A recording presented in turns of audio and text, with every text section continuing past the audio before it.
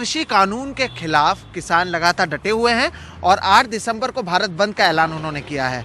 इस भारत बंद के ऐलान को अब कई संगठन जो है समर्थन करते हुए नजर आ रहे हैं।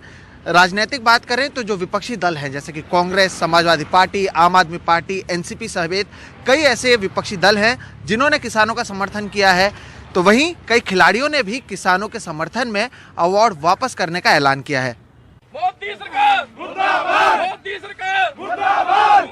कृषि कानूनों के खिलाफ नारे लगाते किसान इस आंदोलन में शामिल होने वालों का कारवां बढ़ता ही जा रहा है। लोग 10 से 15 किलोमीटर पैदल चलकर दिल्ली के सिंधु बॉर्डर पर पहुंच रहे हैं। सबकी बस एक ही मांग, तीनों कृषि कानूनों को रद्द करने से कम कुछ भी मंजूर नहीं। सरकार हमारे जो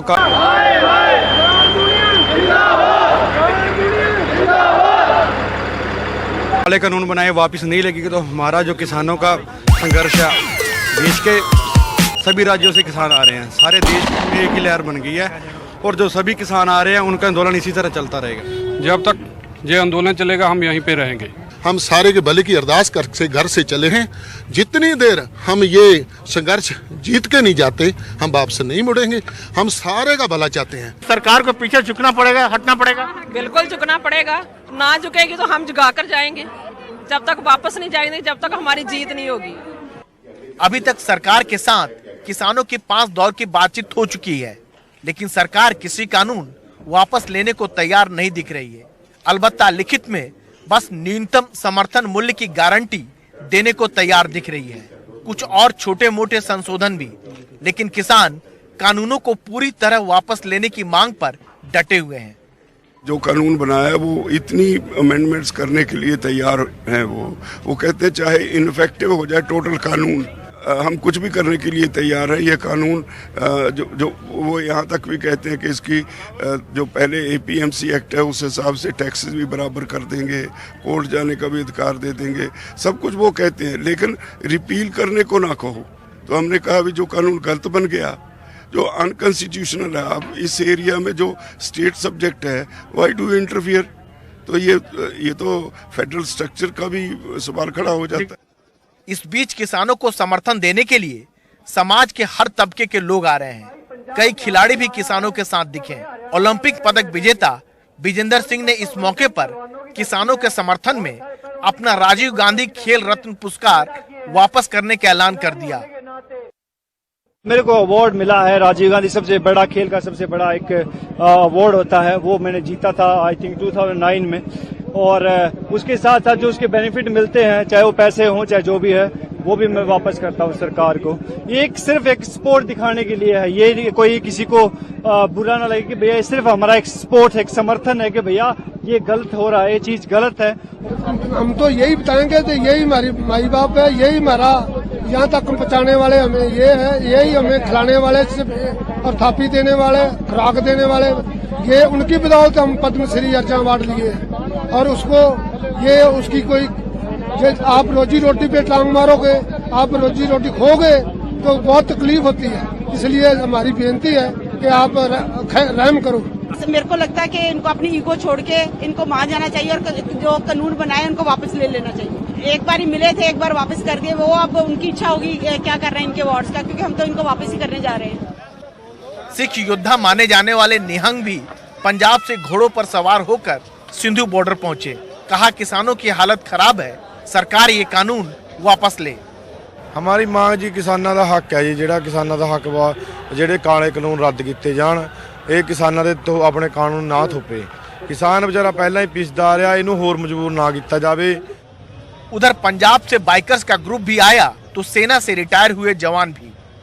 यहाँ पे मैं किसानों को सपोर्ट करने आया हूँ, क्योंकि एक डेमोक्रेसी में अगर आप किसानों के लिए लॉ बना रहे हो, उनको कंसल्ट नहीं कर रहे, दैट इज रॉन्ग। ऊपर से आप उनको टेररिस्ट लेबल कर रहे हो। तो यहाँ पे हमें लग रहा है कि सबको आगे, यूथ को आगे आके अपने आप को डिफेंड करना चाहिए। पंजाब का किसान हरियाणा से निकल के दिल्ली में आकर अपनी राजधानी में अपना दुख रोना चाहता था देश के प्रधानमंत्री और भारत सरकार के आगे, लेकिन हरियाणा गवर्नमेंट ने केंद्र सरकार की चापलूसी करते हुए एक अणमनुखी कारा किया है, जो पंजाब के किसानों के ऊपर तशद्दुद किया, हमारे बुजुर्गों के ऊपर, हमारी माताओं के ऊपर, बहनों बच्चों के ऊपर। ये बहुत शर्मनाक कारा है। ये इसका खमियाजा इनको भुगतना पड़ेगा।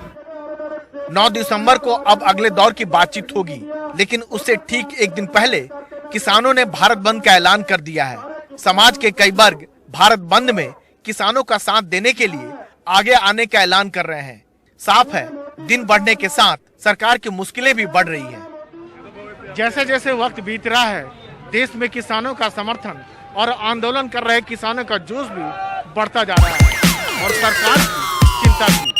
हालांकि इस मुद्दे का जल्द समाधान किसानों, सरकार और देश के हित में होगा।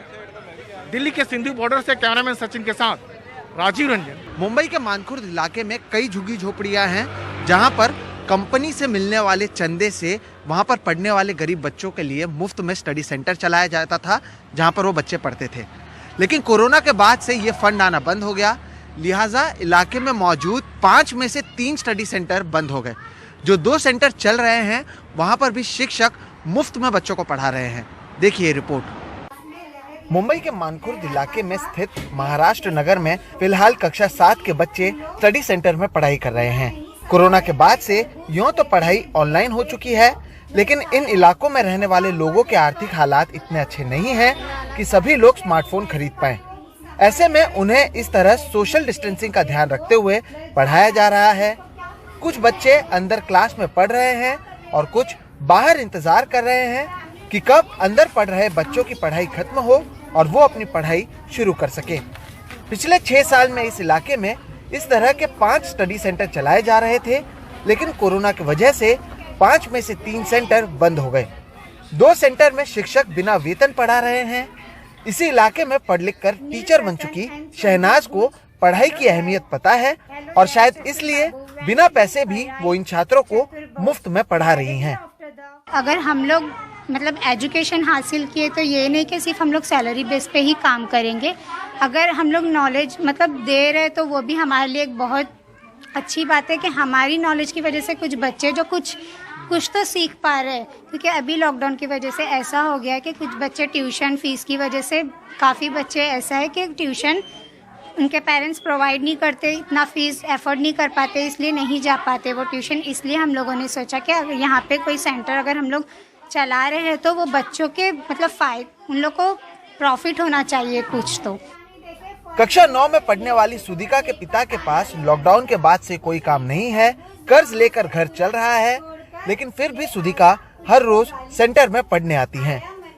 कर्ज लिया है और कर्ज से घर चल रहा है। अच्छा, आप क्या बनना चाहती हैं बड़े होकर? टीचर। क्यों टीचर बनना आपको? मेरे को टीचर बनना बहुत पसंद है, टीचर लोग को देख के। 6 साल पहले जब ये सेंटर शुरू किया गया था तो इलाके के बहुत कम बच्चे कक्षा 7 से आगे पढ़ पाते थे।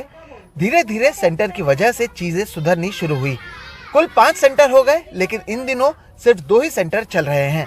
उन्हें चलाने वाले अबरार सलमानी बताते हैं कि इन दिनों 160 बच्चे उनके यहाँ पढ़ रहे हैं, जबकि कोरोना से पहले 5 सेंटर में कुल 800 बच्चे पढ़ते थे। शिक्षकों को वेतन नहीं देने के बावजूद सेंटर का किराया देना होता है, जिसके लिए अब वो बच्चों से 10-20 रुपए मांग रहे हैं। तो हमने टीचरों से सवाल रखे तो टीचरों ने कहा कि ठीक है हम वॉलंटियर करते हैं।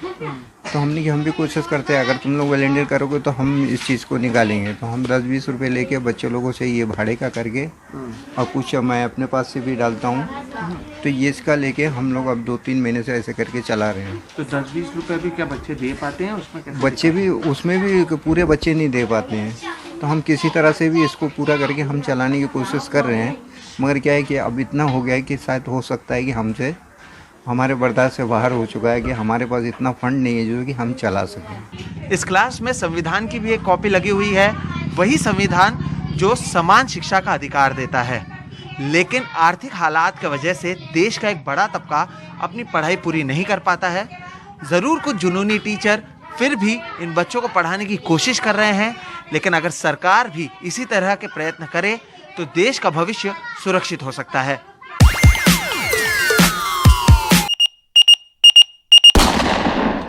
अगर आप ये वीडियो YouTube पर देख रहे हैं तो हमारे चैनल को सब्सक्राइब करें और बेल आइकन को दबाना ना भूलें।